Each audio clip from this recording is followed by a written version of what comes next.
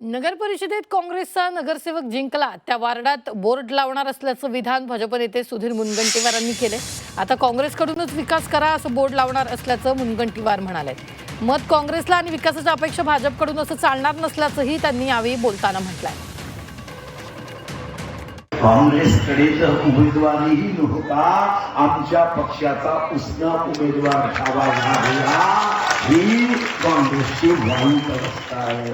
की यावेळी मी ठरवलंच आहे की ज्या वार्डातून काँग्रेसचा उमेदवार निवडून येईल एकदा समजू द्या तुम्हाला फरक की काँग्रेसला निवडून दिल्यावर आपला वार्ड कसा भकास होतो आणि जिथं भाजप येते तिथं कसा विकास होतो हे एकदा ज्यांनी चूक केली त्याला समजूच द्या।